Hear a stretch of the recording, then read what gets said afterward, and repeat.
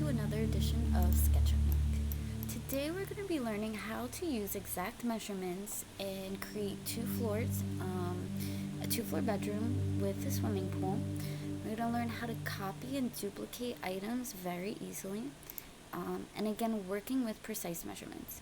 So what we're going to do first is we're going to zoom out so we have a better orientation, and then using the rectangle tool we're going to draw out a bedroom that's 40 feet by 30 feet. And if we look at the bottom right corner, we see our dimensions moving. And we're going to try to get as close as possible to 40 by 30 feet, but that's a little difficult to do.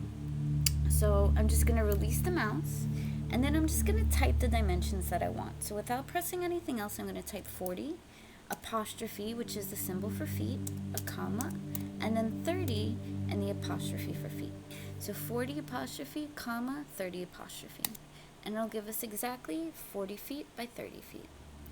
Next, what I want to do is create 2 stories to our bedroom. We're going to have 2 floors.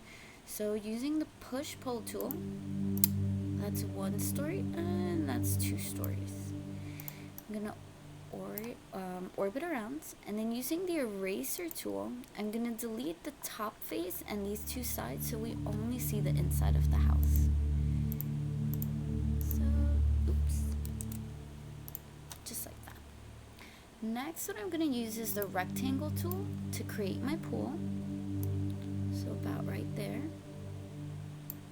And then I'm going to use the offset tool to create a border. Next, I'm going to use the push-pull tool and push the pool down to create some depth. So that looks about right. Then, using my push-pull tool again, I'm going to just orbit around just a little bit like this. And then use the push-pull tool to pull up the border for my pool. What I'm now going to create is water, a layer for water. So we have the bottom of our swimming pool that we can see extends. And I'm going to use the push-pull tool again. And really important, now holding down control, so hover over the middle of the pool. And then hold down control. You'll notice the cursor now has a little plus sign on it. Next, you're going to click the mouse and then pull up what is now a copied layer that we're going to use for water. So you can release the mouse and it'll look something like that. Now if we orbit down, you still see you have the bottom of your pool plus a new layer, which will be water. So now what you're going to do is just spend some time and color in your walls, and we're going to color in the water, and you should be able to see straight down. I'm going to use wood for the floors and tile for my tub. And I'm going to make sure I orbit around so I get all angles.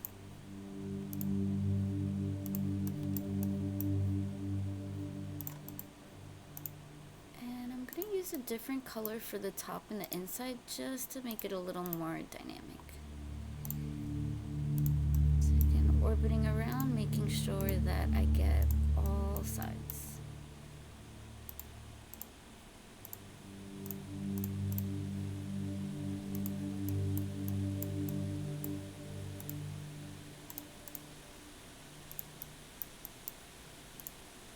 Alright, so next what we want to do is add the second floor to our house. So we have our nice swimming pool, and using the line tool, we're going to find the midpoint for our house, which is right there. You'll see it in a light blue dot. And then we're going to draw a line across. And click again. And we don't want our house to, our second floor to extend past our swimming pool, because we're going to create a diving board so we could jump right into it. What we want to make sure is that you follow that green line, letting you know that you're on the same axis, and then wait to see where it says, you're going to see a red dot, and it's going to connect to our original point. So let me go back. I lost that parallel line. So we're following the green line, and That's what we want to see. That red line, that red dotted line, I'm sorry, that says from point. And then we're going to click down and then connect to our original point. And that's going to create our second floor. Now we can use the paint bucket to create the texture for them. So next what we're going to create are steps. So to create steps, I'm going to angle myself so I see the front, and I'm going to zoom right in. So we want to use the rectangle tool to create steps, and again we want to make sure that it's a specific size and precision. So we want this 12 inches by 2 inches. So I'm going to draw out something close to it. It's not going to be perfect, it's okay. Just release 12. And inches are the quotation sign, so 12 and then the quotation, 2 and then the quotation. Oops, I missed my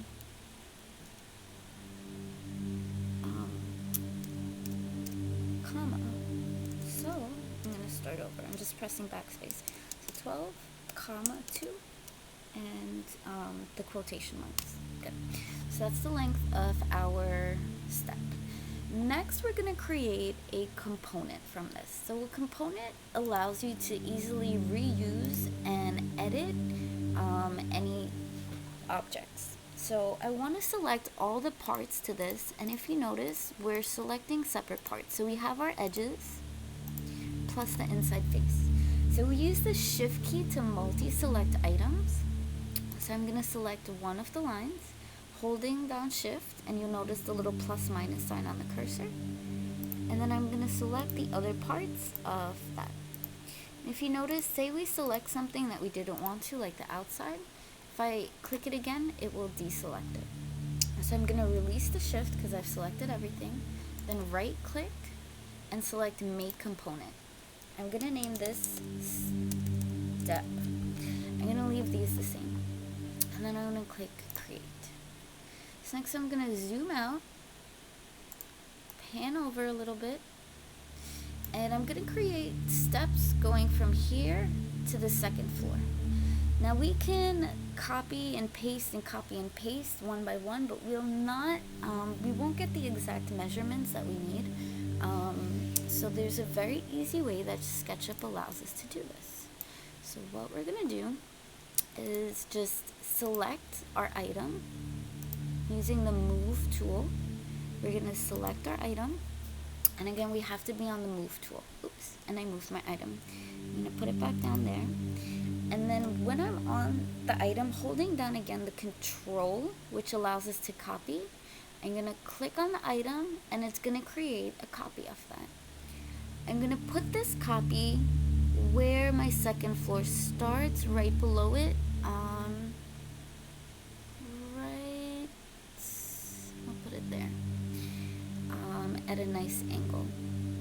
So this is going to be really important. When you release, do not press any button. We're going to create multiple steps with the push of 3 buttons. So again, we're going to release our step now, and then don't click anything else. Guess how many steps it would take for you to get from the first one to the second one, and then type in that number. I'm going to type in the number 9, and then I'm going to press the slash, which is also the question mark. So I just typed in 9 and the slash, and then I'm going to press enter. And what that created was 9 of those steps, counting the copy in between the original distance and where we placed our copy.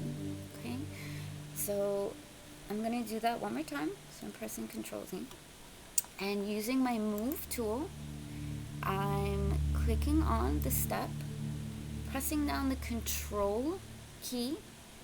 My cursor now has the little plus sign on it, and I've created a copy. I'm going to move that original copy to the bottom of my steps, where the second floor would end, be the top of the step, and then press down that copy. And without clicking anything else, I'm going to press 9/enter, which will create 9 steps, including our copy, between that distance. So next what I want to do is actually pull out the steps And this is the beautiful part about components. So we have our steps there, and I'm going to use the select tool and double click on one of those components. By changing one component, all of them will change, which is why components are so useful. So I'm going to use the offset tool, the push-pull tool, and I'm going to pull up my step to 4 feet.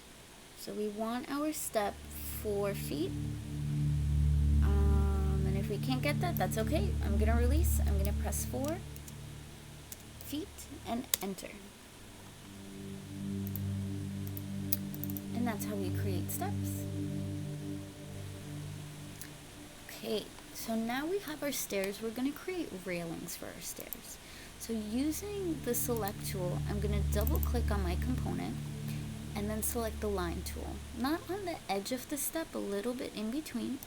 I'm going to click to start my line, and then following the green axis, draw up for the vertical of my rail. Next, I'm going to draw a line across that's going to connect to the second railing on the step up.